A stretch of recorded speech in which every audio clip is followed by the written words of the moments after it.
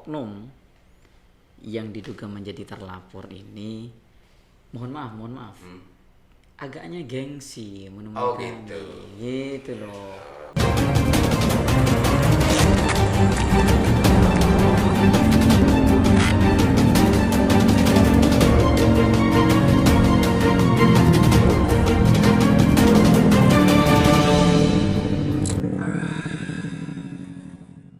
Jangan-jangan begitu enggak ya? Langsung konkret itu. Kami tidak bisa membatasi orang beropini atau orang berpendapat, tetapi mungkin begini. Bahwa saya meminta kawan-kawan LSM dan media untuk melakukan monitoring terhadap kami dan juga keberlangsungan sebuah nilai demokrasi yang di Bangkalan itu hal harus. Khusus persoalan ini, silakan kawan-kawan monitor kami kalau kami ada arah ke sana. Silakan tegur kami. Kami jelas statementnya. Ya kalau ada ke sana menurut Kanda ya Potensi. Urusan potensi itu ya itulah yang kemudian opini itu kita tidak bisa membatasi. Karena itu ini bukan sesuatu yang ahistoris. Ini adalah diawali dari sebuah cerita yang awalnya sudah beres, clear, lah sama-sama maafkan kayaknya sih gitu ya, diklarifikasinya bersama. Ujuk-ujuk muncul, ini kan ada apa kan begitu Dinda? Bisa ada dua kemungkinan, ini bukan urusan hukum ya. Ada kemungkinan, ada dua kemungkinan. Yang pertama, beker-beker lo jelas, beker-beker tidak dilaksanakan secara utuh gitu ya, atau sebaliknya secara tengkai malah pada kan bisa, dan itu sering dilakukan saya dulu soalnya. itu abalik Dinda, jadinya itu abalik gitu. Ya terima kasih diajari Anda. Kalau bukan ngajari, ini saya konfirmasi. Ya artinya kan ilmu baru untuk kami kalau ke arah sana gitu. Karena yang sekarang itu justru yang menjadi yang dituduh dan yang akan mengalami akibat dari proses ini adalah orang yang punya jabatan. Orang yang punya jabatan pasti Dinda, gitu. Dan ini akan pasti dari sisi situnya itu, sehingga ini dilaporkan itu bisa ada saja spekulasi semacam itu. Sebetulnya enggak kan. Dan kalau logika hukumnya mungkin begini. Gitu ya. Bahwa penegakan hukum itu kita mengenal asas restoratif justice. Ya. Kalau hal ini yang dimaksud nanti menjadi terlapor yang merasa melakukan upaya islah, mau melakukan upaya mediasi, tetap kami menyambut. Wong kami itu adalah punya darah Madura, kan begitu. Kami juga punya etika dan kami juga sama-sama punya profesi yang punya tupoksi masing-masing. Kalau ke arah sana mau berdamai, tidak apa-apa. Tapi bukan kita. Ini kan Kanda tadi mengajarin kami. Kalau pertanyaan ke sana, tapi kami tidak di arah sana. Maksudnya kalau ke sana ada asas ke sana, ada restoratif justice itu. Ada potensi ke sana dan spekulasi itu di kalangan orang-orang semacam itu sering terjadi. Jangan-jangan ini begini ya, begini. Urusan jangan-jangan, urusan bukti dan semacamnya itu urusan hukum kan begitu Dinda. Oke Dinda, pemirsa ini sudah banyak yang diklarifikasi. Ternyata ini benar-benar serius ya. Serius. Nggak main-main ya. Oh iya. Kalau serius kenapa kok ini saya kembali feedback ke tadi ya. Kalau betul-betul serius kenapa yang ke BK itu kok justru tidak dilengkapi semuanya? Bukan tidak dilengkapi, beginilah kan. Namanya kita melaporkan, kemudian ada surat-surat syarat formil yang belum dilengkapi. Ya nanti kan dilengkapi, kan gitu kan. Artinya. Memang urusan nyonyo ya ini. Enggak, maksud kita tuh begini loh. Maksud kita ada banyak hal yang kami pertanyakan sebenarnya. Etik itu maka kita mengenal di dalam adanya pelaporan itu melakukan proses penyelidikan. Apa yang dipakai hukum acaranya kan kita harus tahu. Hukum acara yang dipakai oleh Dewan Kehormatan DPRD Kabupaten Bangkalan apa? Ada pengaduan kemudian dirapatkan menurut informasinya, lakukan penyelidikan. Hukum acara pembuktiannya pakai apa? Apakah KUHAP? Apakah KUH Perdata hukum acaranya? Kan begitu? Pastinya tidak kan. Lah makanya kalau ke arah sana berarti begini. Bagaimana pembuktiannya? Kan kita harus jelas. Kalau bicara hukum acara, bagaimana penegakan etik ini? Nah, inilah yang menurut kami belum transparansi juga hukum acaranya penegakan etik. Karena rasanya belum pernah ya dilakukan. Kayaknya belum. Semua itu bicara di. Tapi kalau memang langkah umumnya yang saya sempat tangkap kemarin yang dijelaskan oleh Ketua BK ya Pak Dinda Faturasi, pertama memang melakukan penyelidikan, yang kedua adalah klarifikasi, dan ketiga adalah konfirmasi. Kebalik ya, verifikasi yang kedua ya, verifikasi dan konfirmasi yang ketiga. Dan itu tiga langkah itu yang menjadi bagian dari SOP dari penanganan Dumas terkait dengan urusan etika dan kode etik di dewan, yang sempat saya tangkap kemarin penjelasannya demikian, Dinda. Ya. Artinya berarti di hukum acaranya sederhana ya. Sederhana, hanya tiga langkah itu. Cuma yang kemarin sempat dijelaskan ke saya itu BKD DPRD Kabupaten Bangkalan tidak bisa melanjutkan ini karena dianggap belum memenuhi syarat formil. Ya. Dan karena saya sempat curiga, bukan sempat sudon, bukan kan bukan berkata bersalah, tapi saya sempat sudon, jangan-jangan ini tidak diproses kan. Makanya saya tanya lanjutan kemarin. Tapi hak pelapor kan juga dihargai kan, ini kan pasti ada informasi kan untuk konfirmasi, memberikan informasi kepada pihak pelapor untuk memenuhi kan. Ada waktu itu kan, makanya saya tanya waktu. Artinya kalau Dumas di etik ini kan tidak dibatasi waktu. Maka kemarin BK memang menjawab itu tidak, sehingga pelapor mempunyai waktu yang leluasa. Ya. Saya khawatirnya saya ini tidak diproses kemarin kan begitu. Dan kalau kita tetaplah untuk sampai hari ini konsistensi kami tetap ada gitu loh kan. Soal kemudian nanti ada win-win solution, Kanda akan mendengar hal itu ya. Kan gitulah. Mudah-mudahan dikasih informasi. Gitu, pasti Kanda. Artinya saya mengajak ke seluruh kawan-kawan media untuk sama-sama bergandengan tangan. Gitu. Kode etik moral dari pejabat harus dijaga, dan persoalan-persoalan seperti yang terjadi kepada Pak Suroto ini jangan sampai terjadi kembali gitu ya. Oh iya, Pak. Itu yang edukasinya. Dinda Taufik, sebetulnya persoalan ini tidak harus masuk ke APH dan tidak harus masuk ke BKD, tidak harus masuk ke Polri segala macam sebetulnya. Kalau adat Maduraan sebelumnya digunakan dan dipakai itu. Kenapa nggak pakai itu dulu? Bukan tidak memakai.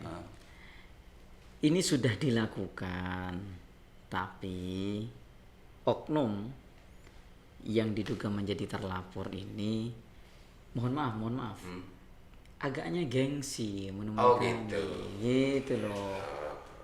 Makanya kami kan diskusi di luar tanya, personalitinya itu bagaimana? Kanda menurut jenengan sampai kan tidak kenal, cuma begini aja. Makanya kami ini welcome, kami terbuka, kami ini mencari saudara, tetapi ayo kita selesaikan, dudukkan persoalan ini, kita mencari solusi, bukan main kucing-kucingan. Iya, nah seandainya itu sudah tidak masuk ke ranah APH, sebetulnya persoalan ini bisa clear di lapangan ya, dengan penyelesaian secara adat. Masuk ke APH pun bisa kan? Masih bisa ya? Sangat bisa, seperti yang kita sampaikan kemarin itu. Tadi itu restoratif justice itu ya, soal kemudian nanti ada yang mau main dijadikan panggung sebagian kawan-kawan begini ya, itu kan bagian dari kawan-kawan kasapnya itu kan. Jadi tujuan dari pelaporan Pak Suroto ini baik ke APH maupun ke BKD itu sebetulnya ini adalah membuka sarana bagaimana pihak terlapor itu bisa berkomunikasi secara secara ikhlas gitu ya, untuk melakukan pertemuan, dan ini becek gitu kan sebetulnya. Ya enggak kan, semua kalau meranah ke hukum dan penegakan etik ini biarlah equality before the law. Gitu. Kan begitu kan. Makanya saya tangkap barusan kayaknya saya salah tangkap berarti. Tetap ke arah sana. Tetapi maksud kami itu, kami kan tidak tuli dan tidak Buta tetap apabila beritikad baik, tetap kita membuka. Tapi kami bertujuan dari awal itu tetap bicara masalah hukum, kan begitu kan? Biar tetap berjalan gitu ya. Sebagaimana yang dikatakan di pita kemarin, on the track. On the track untuk mengawal ini gitu ya. Iya, Ya. Nah, akhirnya saya kira begini ya Dinda, apa namanya? Kalau persoalan sebetulnya bisa selesai dengan cara tidak harus gaduh gitu ya. Kenapa tidak kan begitu Dinda? Si penting sama-sama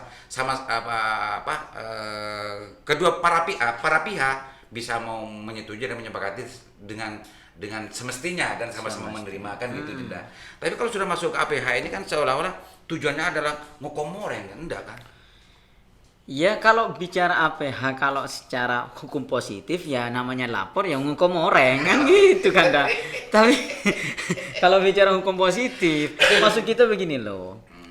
Kami kan berarti kan seolah-olah mau jadi pelacur hukum. Kami tetap menyarankan apa yang menjadi langkah-langkah hukumnya, kemudian nanti terlapor itu mau Islam mau mediasi, ya kami akan terima. Kalau apa ya, kita ini seolah-olah kita yang butuh ini kan repot kan gitu ya? Oh iya. Kok bukan artinya coba dua kali tadi. coba duga kan dah. Lalu sampai saya bagi seruan Bos. Coba duga. Oke, tidak. Dipikirkan enggak? Saya bukan orang hukum, tapi sering bicara dengan orang-orang hukum. Dipikirkan enggak bahwa persoalan ini juga tidak steril bahwa Pak Suroto juga akan kena? Dipikirkan ya dampak hukumnya. Karena Pak Suroto di waktu itu dengan pengakuannya lewat ini kan sudah keluar duit dan segala macamnya untuk bagaimana mempengaruhi P2KD istilahnya ya. P2KD atau apa? Intinya pihak-pihak terkait tentang masalah kepilkadesan kemarin. Ini kan tidak dibolehkan juga, Dinda. Kalau ini terus berlanjut kan bisa kena di persoalan ininya. Ya kita lihat aja penegakan hukum. Tapi kami percaya begini loh Kanda. Apa yang menjadi advice kami terhadap klien itu diterima. Ada konsekuensi, ada positif negatifnya. Itu kami sampaikan. Sehingga langkah ini yang dilakukan artinya menerima apa yang menjadi pertimbangan positif negatif itu. Gitu loh Kanda. Tapi wong sudah nggak sudah nggak diterima ya. Wong tidak mempengaruhi juga terhadap pelaksanaan proses pilkades kemarin. Wong tidak diterima sebagai cakades kan, sudah nggak diterima. Ya itu yang masih mengalir di PT UN. Oh gitu. Masih mengalir persoalan itu. Oke. Mudah-mudahan yang di Polres di BKD bahkan kemana? Ke Malaikat nggak dilaporkan itu. Kayaknya sampai ke Jakarta dilaporkan. Ke Malaikat dilaporkan juga enggak ini? Pakai doa ya. Biarlah malaikat menjadi pencatat. Tadi sempat menyinggung apa namanya, tembusannya kemana saja tadi tembusannya. Iya. Ya kemana-mana. Ke Polda, Mabes Polri, ke DPP partainya, DPD partainya, kemudian ke Kompolnas, semua kita komunikasikan. Ya ke malaikat juga dicatat. Seandainya ada alamatnya malaikat Rugim biasa. Sudah secara otomatis dicatat ini Kanda. Rugim atitnya. Luar biasa Mas Taufik ini, Mas. Oke, pemirsa, kalau bicara tentang masalah sudah proses di APH sudah proses kayaknya karena tadi sebetulnya beliau ini mendampingi kliennya di dalam persoalan ini sebetulnya ya. Yang di Polres untuk yang BKD karena memang kemarin dianggap belum memenuhi syarat, maka penting untuk segera dipenuhi syarat kalau memang ini betul-betul diperlukan dan serius. Siap. Kalau nggak serius ya biar publik saja yang menilaikan gitu. Sangat serius. Oke, Dinda, dari berbagai macam sudah saya tanyakan dan sudah diklarifikasi dan bahkan sudah dijawab dengan lantang oleh Dinda Taufik. Barangkali ada hal yang belum jelas dan masyarakat agar lebih jelas lagi publik membaca, mencerna, melihat, menilai persoalan yang sedang Dinda tangani ini. Silakan Dinda. Oke, terima kasih Kanda ya. Ada beberapa hal yang mungkin kami sampaikan khususnya warga Kabupaten Bangkalan bahwa pertama peristiwa ini jadikan dasar sebagai kontestasi 2022 Pilkades. Rasanya akan lebih banyak. Kemarin 120. Informasinya akan lebih besar. Ya 200 sekian ya karena Itu satu. Catatan ini menjadi pemerintah Kabupaten Bangkalan dan terkhusus untuk kawan-kawan yang berinisiasi untuk menjadi kontestan atau bakal calon di setiap desanya masing-masing. Jangan melakukan langkah-langkah yang di luar hukum karena akan mencederai terhadap dirinya nantinya. Pasti itu ada konsekuensi itu Kanda. Nah, khusus juga ke Bupati Bangkalan. Saran kami ketika melakukan satu desa saja dan salah satu desa sebenarnya cuma konsultasi kemarin itu. Ada banyak yang menjadi koreksi terhadap Perbu 89 itu.